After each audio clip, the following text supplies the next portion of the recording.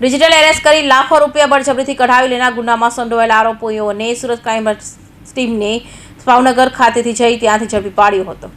સુરતમાં રહેતા senior citizen 2 દિવસ પહેલા એક અજાણ્યા ઇસમે કોલ કર્યો હતો કે ડિજિટલ એરેસ્ટ કરી દિલ્હી પોલીસ તરીકે ઓળખ આપી ફરિયાદી વિડીયો કોલ કરી 2.5 કરોડની મની લોન્ડરિંગનો કેસ થયો હોવાની જણાવી તેઓ બેંકમાંથી એફડી તોડાવી ડિજિટલ એરેસ્ટ કરી બળજબરી 16,65,000 પડાવી લીધા હતા। આ અંગે સિનિયર સિટીઝન દ્વારા પોતાની દીકરીને વાત કરાતા તેઓ સાયબર ક્રાઇમનો સંપર્ક કર્યો હતો અને સાયબર ક્રાઇમની ટીમે ત્વરિત ગુનો નોંધી તપાસ હાથ ધરી ભાવનગર ખાતે જઈ ત્યાંથી ઠગો જેમાં રાજુ ભરત, ભીખાભાઈ પરમાર, કિશન કુમાર દિગંબર, ગોકુળભાઈ પટેલ અને પરમવીરસિંહ ઉર્ફે આસુ સતાનામ સિંહ, જગદીશસિંહ ટાકને ઝડપી પાડ્યા હતા અને તમામને સુરત લાવી તેઓની ધરપકડ કરી કાયદેસરની કાર્યવાહી હાથ ધરી હતી।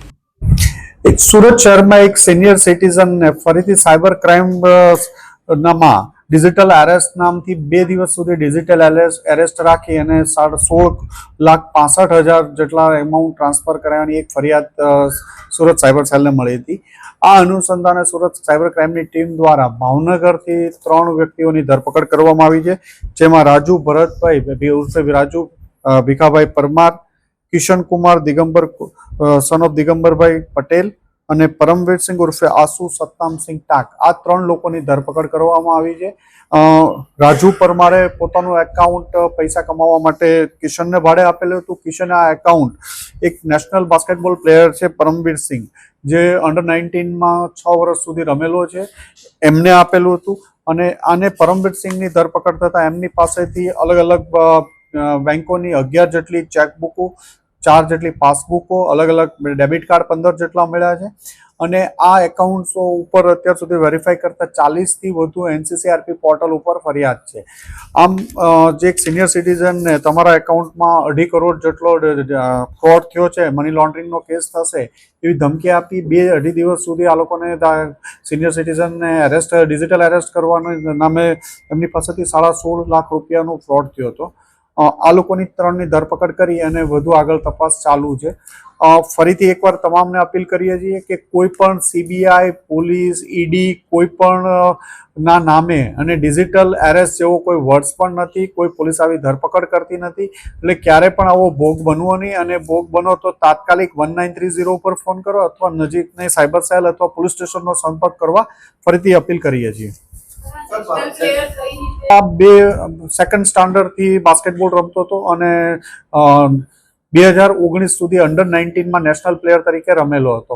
એની જે ઇનિશિયલ કેરિયર હતી બાસ્કેટબોલ પ્લેયર તરીકે, નેશનલ કેમ્પમાં, ઇન્ટરનેશનલ કેમ્પમાં પણ 2 વાર સિલેક્ટ થયો હતો, પણ પછી ફાઇનલ રમેલો ન હતો। એ 10th સુધી ભણી અને ભણવાનું છોડી દીધું હતું, કોઈ કામ ધંધો કરતો નહોતો, બેકાર હતો અને આ સાયબર ક્રાઇમ ફ્રોડ કરવામાં લાગી ગયો હતો છેલ્લા 4 માસથી। એના ફાધર લોયર છે, પણ ફાધર મધર અલગ રહે છે અને વર્ષોથી ભાવનગર જ રહે છે એના મધર સાથે। પરમવીરસિંહ આ જે એકાઉન્ટ્સો જે રાજુ અને કિશન પાસેથી મેળવી અને એમાં સાયબર ક્રાઇમમાં આગળ એક જે વોન્ટેડ આરોપી છે એને સાથે મળી એમાં પૈસા ટ્રાન્સફર કરી વિડ્રો કરતા હતા। ના, ડિજિટલ એરેસ્ટ કરવામાં ડાયરેક્ટ એમનો રોલ એ રીતે નથી, પણ જે મની વિડ્રોમાં અને એ ચેનમાં એ લોકો સામેલ છે।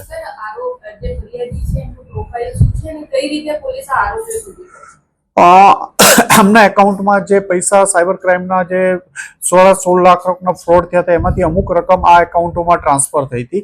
એના આધારે રાજુ પરમારને પકડવામાં આવ્યો, જે એકાઉન્ટ હોલ્ડર હતો। એણે પોતાની વાઇફનું એકાઉન્ટ રેન્ટ ઉપર આપ્યું હતું, એના વાઇફને ખબર ન હતી। એની પૂછપરછ કરતા એણે કીધું કે એને પૈસાની જરૂર હતી, એટલે એ પહેલા હીરા ઘસતો હતો। હીરામ પછી એની સાથે જે શેર બજારનું કામ કરતો હતો, એમાં શેર બજારમાં પણ એક કિશન ગોકુળભાઈ પટેલ છે, એની સાથે એ કામ કરતો હતો। એટલે કિશનને એને રેન્ટ ઉપર પોતાનું એકાઉન્ટ આપેલું હતું, પછી વધુ પૈસા કમાવાની લાલચમાં, અને કિશને આ એકાઉન્ટ પોતાના પરમવીરસિંહને આપેલા હતા। છેલ્લા 4 માસથી હતું, 40થી વધુ કમ્પ્લેન છે, એટલે એકવાર ફિગર NCCRP પોર્ટલ ઉપર વેરીફાઈ થતા તમામ સ્ટેટનો ખબર પડશે। ગુજરાતમાં આ લોકો વિરુદ્ધ 2 કમ્પ્લેન છે। અત્યારે તો આ લોકો પૈસા આમની પાસેથી જ રિકવર 1 લાખ રૂપિયા એમના એકાઉન્ટમાંથી મળ્યા છે, 4 માસથી એમની પાસે હતું, પણ આગળ આ પણ USDTમાં એમાં જ ટ્રાન્સફર કરે છે, એટલે એ જે 80-90 લાખ રૂપિયા જેવો જે થાય કે 88માં લઈ અને 97માં વેચવાનું, એ રીતનો પ્લાન આ લોકોનો હોય છે। 8 વર્ષ સુધી જુનિયરમાં અંડર 19માં રમેલો છે નેશનલ પ્લેયર તરીકે બાસ્કેટબોલમાં।